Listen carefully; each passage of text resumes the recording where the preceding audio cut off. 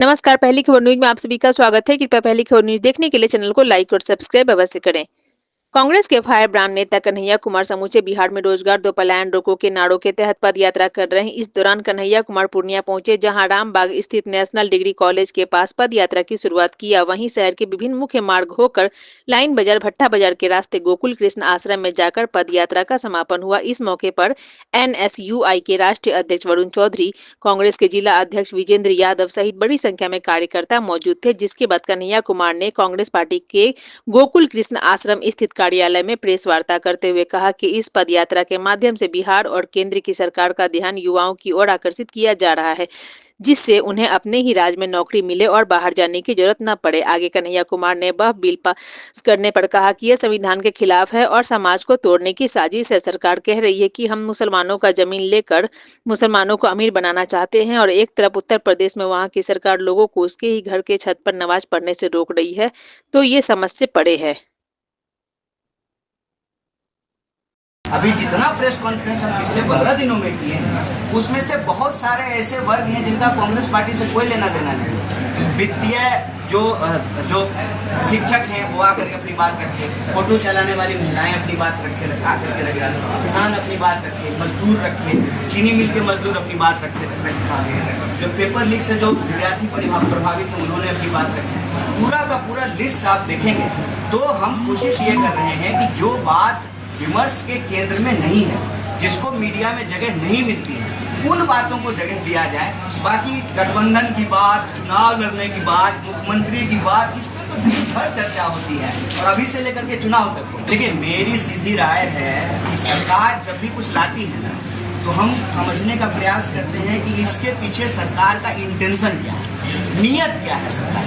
सरकार की अगर नीयत सही होती तो नीति बनाने में कोई दिक्कत नहीं होती। सरकार की नीयत जो है, और इसमें मैं कह दूं आपको कि बीजेपी अपनी नीयत में बिल्कुल स्पष्ट है। उसको अपनी पूरी की पूरी राजनीति बंटवारे, नफरत और समाज के अंदर भेद पैदा करके करनी है। इसीलिए वो अपने राजनीति में बिल्कुल स्पष्ट है। कुछ भी करने के लिए जाएगी, उसका मोटिव ये होगा कि समाज को संप्रदाय के आधार पर कैसे जो है आपस में विभाजित कर दिया जाए, लड़ा दिया जाए। प्रश्न बिल्कुल सीधा सा है कि सरकार कह रही है कि हम मुसलमान का जमीन ले करके मुसलमानों को अमीर बनाना चाहते हैं। एक सीधा सवाल है। अभी उत्तर प्रदेश ने कहा कि अपने छत पे आप नमाज नहीं पढ़ सकते। अपने छत पर जो नमाज नहीं पढ़ने दे रही है सरकार, वो सरकार उनका जमीन लेकर के उनकी जो है ना गरीबी दूर करना चाहती है। ये नियत समझनी चाहिए। कांग्रेस पार्टी का सिंपल कहना है कि अगर आप समाज में कोई ऐसी व्यवस्था ला रहे हैं जिससे समाज में प्रगति हो, लोगों का विकास हो, तो हम सरकार के साथ हैं। लेकिन सरकार अगर कोई कानून लाती है जिससे समाज में विभाजन होगा, नफरत होगा, भेदभाव बढ़ेगा और कोई प्रताड़ित है उसको और प्रताड़ित किया जाएगा, तो संविधान के हक में, लोगों के अधिकार के हक में हम उसका विरोध करेंगे। और यह जो बिल है उस पर कांग्रेस पार्टी की स्पष्ट राय है कि ये समाज में विभेद बढ़ाने के लिए, वो अंग्रेज का चाल नहीं था, फूट डालो राज करो, दो कम्युनिटी को आपस में लड़ा दो, वो कम्युनिटी आपस में लड़ते रही और फिर जमीन जो है अपने दोस्त को दे दो।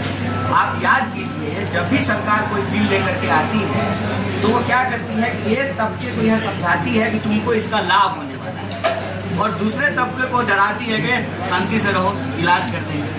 और इस बीच में दोनों को कुछ नहीं मिलता, दोनों को कुछ नहीं। आप में से कोई एक आदमी बता दीजिए जो प्लॉट खरीदे हो डल झील के सामने, कोई खरीदे? कोई नहीं खरीदे। याद कीजिए उस वक्त क्या कहा गया कि अब हम लोग कश्मीर में जमीन खरीद सकते। अरे हमारी अपनी जमीन नहीं बच रही है। असल बात यह है कि मैं इसको पहले भी बोल चुका हूँ, इस देश के जो दो पूंजीपति हैं उनकी नजर देश की संपत्ति पर है। संपत्ति देश की आप देखेंगे तो रेलवे की जमीन, डाकघर की जमीन और बीएसएनएल की जमीन तो दे ही रहे हैं, एयरपोर्ट और पोर्ट की जमीन होने पौने दाम।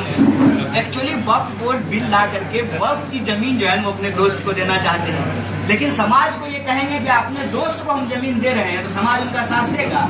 तो समाज को कहते हैं कि इससे आपको फायदा होगा, इससे किसी का फायदा नहीं होगा, सिर्फ और सिर्फ जो है विवाद होगा। और इस विवाद में क्या होगा, जनता के जो बुनियादी सवाल है रोजी रोटी, कपड़ा, मकान, शिक्षा, स्वास्थ्य, सड़क, बिजली, पानी, उसको एक बार फिर राजनीति के विमर्श से गायब कर दिया जाए। इस सरकार की हर बात हम मानने को तैयार हो जाएं जिस दिन यह सरकार हर साल 2 करोड़ नौकरी दे दे, 15 लाख रुपया जो है ना खाते में पहुंचा दे, किसानों को उनके फसल का दाम दुगना कर दे। जिस दिन बीजेपी सरकार ये कर देगी ना, हम भी थाली पीटने लगेंगे मोदी जी।